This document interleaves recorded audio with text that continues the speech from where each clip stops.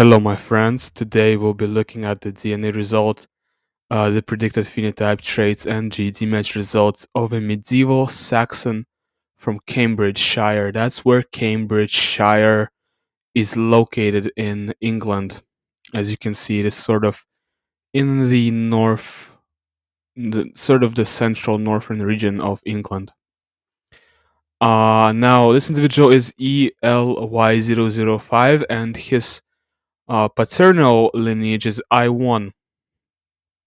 That's something you can determine with trait predictor. Whether what is his maternal lineage, I actually can't determine.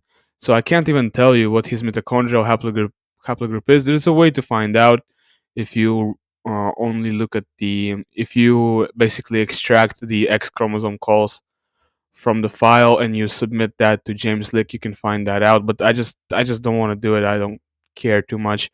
We're going to look at his ethnic calculator results and we're going to see what he scores with Eurogenski 13. So first we're going to start with my own ethnic calculator. As you can see, this calculation based on 566 SNPs. He is closest to Finnish people, followed by medieval Lithuanian individual by Lulilai, followed by Kievan Rus, Sungir 6, followed by Slavic mercenary from Chimera, followed by Russians, followed by Fanobikers from Ansarvia, and only after that come French and Belbikers and British people and all the other usual suspects for Saxon ancestry. So as you can see, he is closest to Finns with my oracle. That's definitely very interesting. And now we're going to look at the Eurogenski 13 oracle and see what he is closest to there. So with Eurogenski 13, he is closest to Swedes. Followed by that are Norwegians, then Icelandic, then North Dutch, then Danish. So there's quite a big difference between Finnish and Swedish, and Finnish. Quite a big difference. With Eurogenski 13, you can see he's very Swedish-like. With my ethnic calculator, he is instead scoring Finnish. That's definitely very interesting. Let's actually look at the result, look at the numbers, and see if we find anything fascinating here. He's scoring 48% North Atlantic and 29% Baltic. Definitely a lot of North European specific drift. More Northwest European rather than Northeast European. He's got quite a lot more North Atlantic admixture than Baltic. He's scoring 10% West Mediterranean, which is typical for Western Europeans. He's scoring 7% West Asian, which is kind of high for somebody from the British Isles, but also, we have to keep in mind that this person is more of an ancient individual. He lived in the early medieval period, or in the, you could even say, late Iron Age period. So for him, his DNA is a little bit different from modern inhabitants of this region. I guess him scoring a little bit of West Asian, 7% West Asian, is not so surprising. It's only a couple percentages more than what's typical for British people today. Um, what is a little bit surprising is that he's scoring 0.6% Red Sea and Siberian and Sub-Saharan African and Amerindian and Oceanian. These are just like really, really weird admixture to score for somebody from the British Isles. But anyway, he is still clearly very white, clearly a very Northern European in his ancestry. Not so much British as more like Swedish or Norwegian, more like Northern Germanic rather than Western Germanic. Let's go ahead and see what he looks like. Let's open the Nasha code results, and it looks like he's got actually brown or hazel eyes. Right, so brown or hazel eyes, definitely very un-Germanic appearance. There's a slight chance for green eyes or blue eyes with a neighbor center, like 2.8, 2.3%, but most likely he's got hazel or brown eyes. There is also a slight chance for darkest brown eyes, but that's most likely not the case for him. For hair color, it looks like he's got dark brown hair. There is once again a slight chance for light brown and dark blonde hair as well, but most likely he's got dark brown hair. He's quite un-Germanic in his appearance, you know? Germanic people typically don't have dark brown hair, and Germanic people typically don't have hazel or brown eyes, so he's definitely quite southern in his ancestry. He also has olive or Mediterranean skin tone. Once again, very un-Germanic, very sort of Mediterranean looking guy. And for the hair texture, it looks like he's got wavy hair, although curly or straight hair is also very much possible here. Let's look at the coloring related variants. It looks like he does not have blue eye haplotype 3. And he's got two light color variants in this variation, which defines BEH2, but that comes together with him having heterozygous genotype here, which once again is very strongly linked to BEH2, and he does not have blue eye haplotype 1.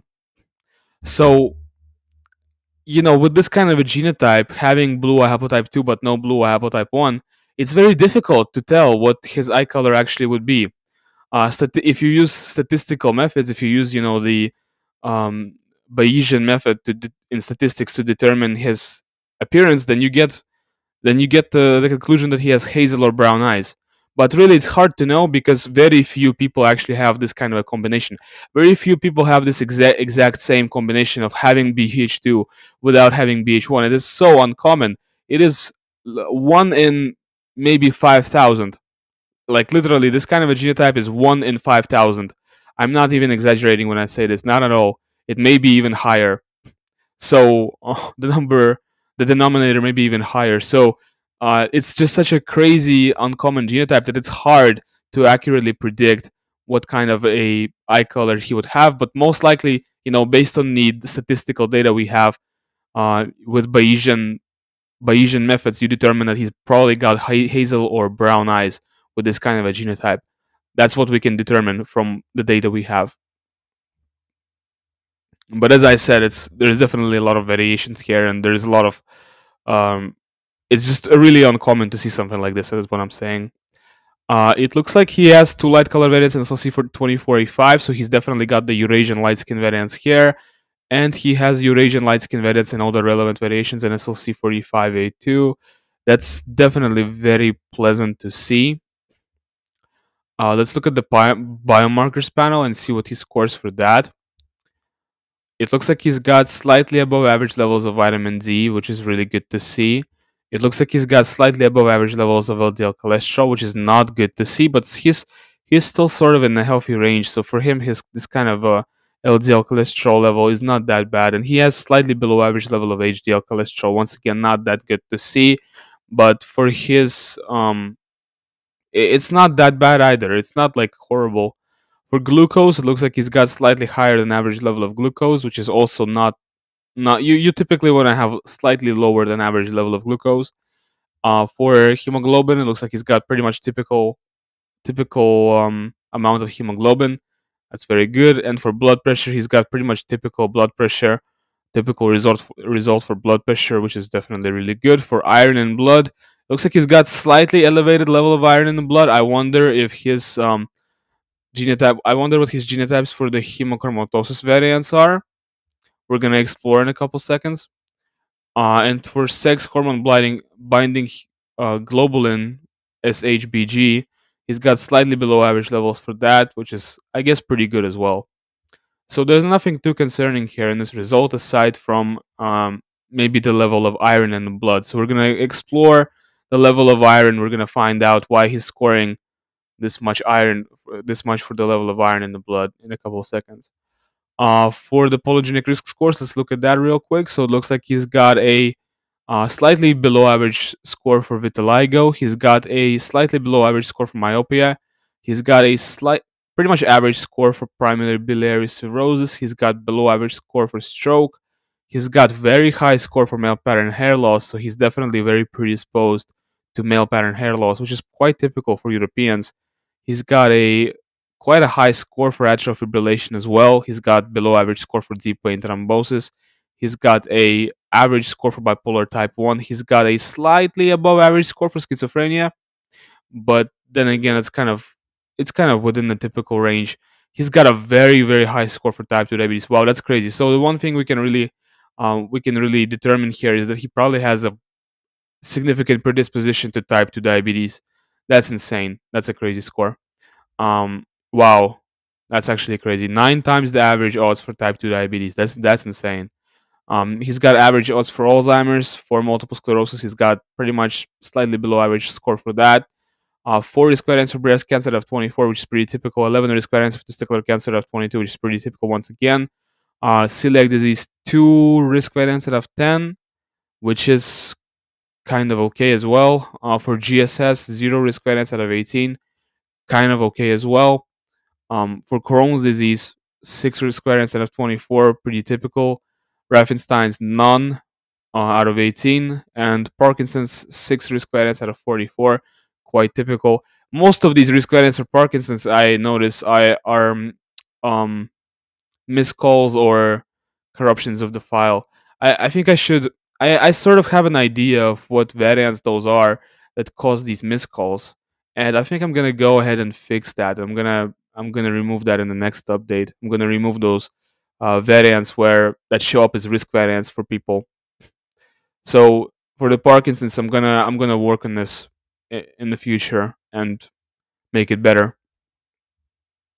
But so far we see he's got a very high score for diabetes, which is really crazy.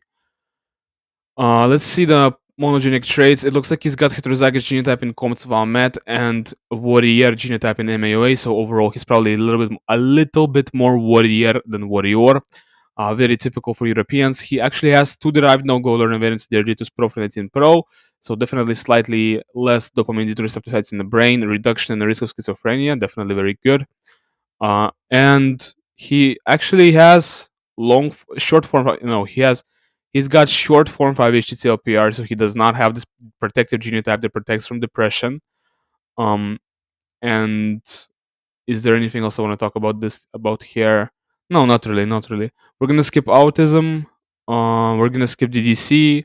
For lactose persistence, it looks like he's got both of the variations. He's got the European lactose persistence mutations.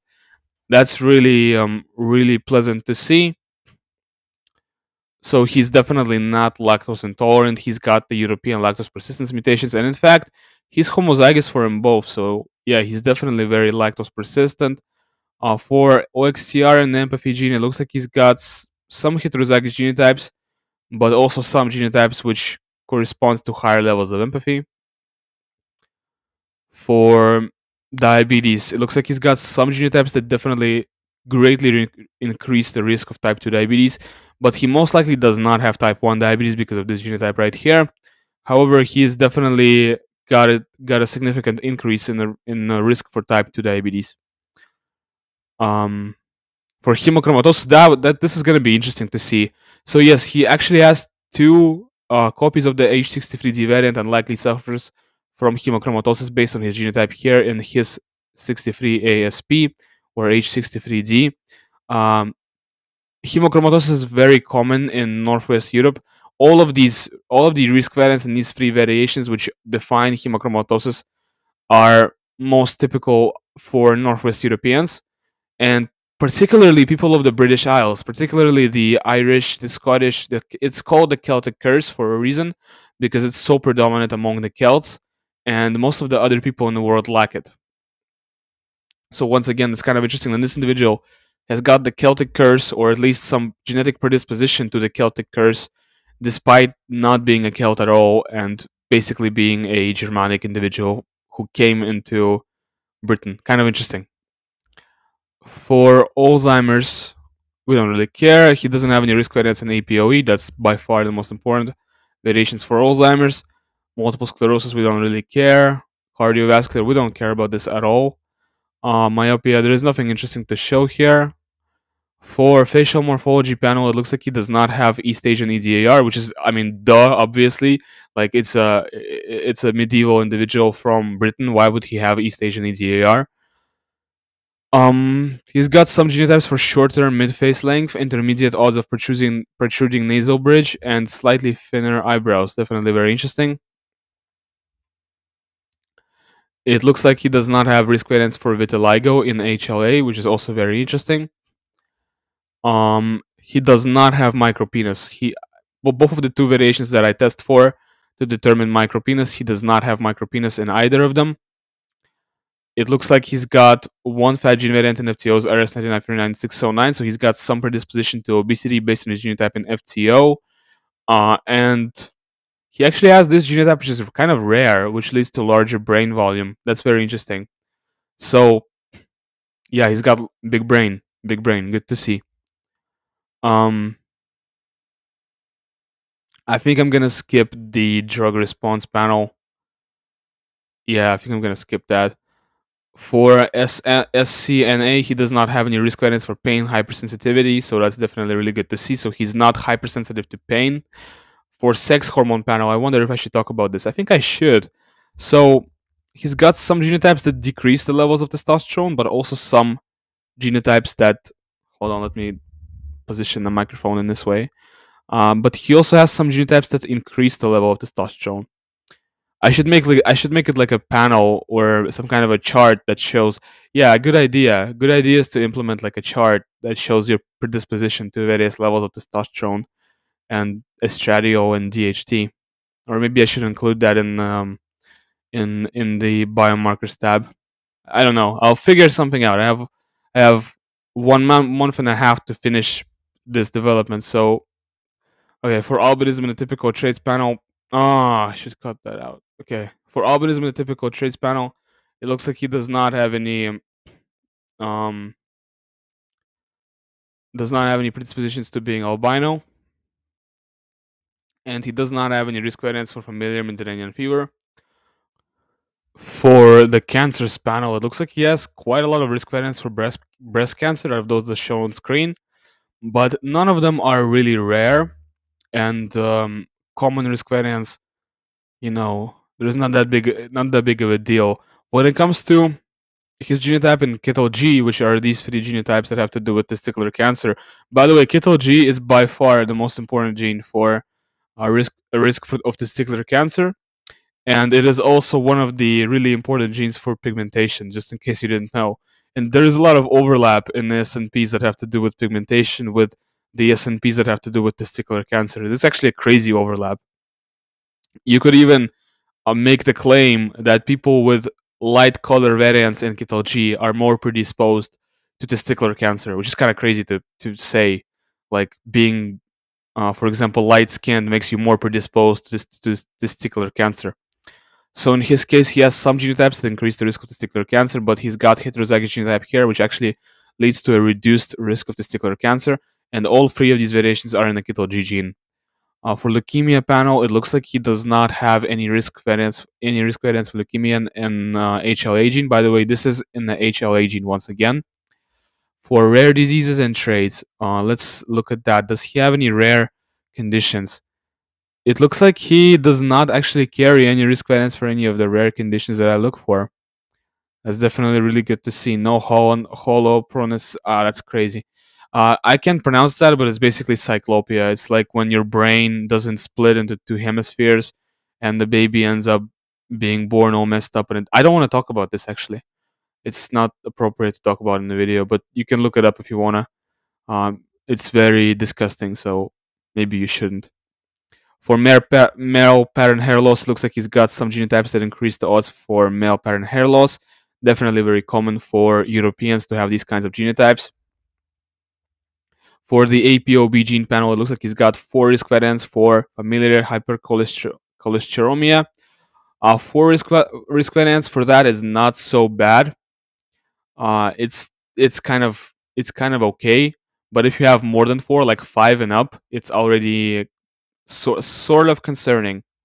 So for him, I guess he's good. He's good. He doesn't have to. He probably does not have cholesterol problems. Let's put it this way. Probably not. For celiac disease panel, it looks like it does not have any risk variants for celiac disease in the HLA gene. Once again, that's really good to see. And allergies we're going to skip. Androgen receptor, it looks like we're going to skip that. There's not much to talk about. But for Crohn's disease, what's crazy is he actually probably does have Crohn's disease. We saw for Crohn's back in here for Crohn's, we saw that he's got 6 risk variants out of 24. But the thing is, those 6 risk variants that he has are, one of them is right here, and that's by far the most important variation for Crohn's disease risk. So he actually has a crazy risk for Crohn's disease. Very insane. So we got to look out for type 2 diabetes and Crohn's disease when it comes to this particular individual. For Canavan syndrome, looks like no risk variants for that. Really good to see. For HIV and AIDS panel, it looks like he has 1 protective variant in this variation. So this actually leads to a significant reduction in HIV viral load. Also very good to see. So he is a little bit protected from HIV. For muscular dystrophy myopathies, it looks like he does not have any risk variance for muscular dystrophy myopathies. Really good to see. No risk variance for ADL either. And for color blindness, it looks like he's got one risk variant for color blindness in OP and one SW, but it's pretty common, and because of that, I can't say that this individual is exactly predisposed to being colorblind. Maybe he is a little bit, but I can say that he probably is not colorblind. Just because he has this one risk variant, it does not mean he is colorblind. Okay, you need a lot more to actually have the condition. For FTO gene panel, it looks like he's got some genotypes. He actually has homozygous genotype here and here and here wow, he has a lot of homozygous genotypes in the FTO gene, and these homozygous genotypes are all for higher BMI, being more overweight, being more obese. So he definitely has a predisposition to being overweight, which I don't know, but that combined with the high risk score for type 2 diabetes is definitely quite concerning to me, at least. Looks concerning. For syncope, he's got slightly higher risk of syncope based on 7 SNPs. And for biotraits panel, it looks like he's got wet earwax or normal or smellier body odor, which is typical for non-East Asians. I've been told that you can't read what I highlight because of the color difference. I don't know. Can you? I highlighted it on purpose so that you can follow what I'm talking about exactly and where it is on the screen. But I wonder if it's difficult for you to read stuff that I've highlighted. I don't know. It looks like he's less able to detect floral fragrance. Definitely very interesting. And where's the hunter-gatherer? There was like the hunter-gatherer gene. I want to see that here. I guess it's not in the file. Okay. Alright, I guess that's not in the file. That's kind of unfortunate. And for blood group panel, let's move on to the blood group. Most likely his blood type is type A. Type O is also quite possible. Type B even is possible a little bit. But most likely his blood type is type A. It can be quite difficult to tell the blood type of somebody who doesn't have complete coverage for all of the relevant variations. So for him, based on his genotype and these variations, let's count them actually. 1, 2, 3, 4, 5, 6, 7, 8, 9, 10. Based on these 10 genotypes, most likely his blood type is type A. But once again, we need to have a little bit more to have a better prediction. And with actually, it sounds crazy, but with my Heritage, Ancestry, or 23andMe files, all three of these companies, you will have more for the blood type than 10 genotypes. You're gonna have more. Well, anyway, thanks for watching my video until the very end. Leave a like and subscribe if you enjoyed it. I certainly enjoyed recording it for you, and also you can download this file in 23andMe format from link which is in the description of the video. Thanks for watching. Goodbye.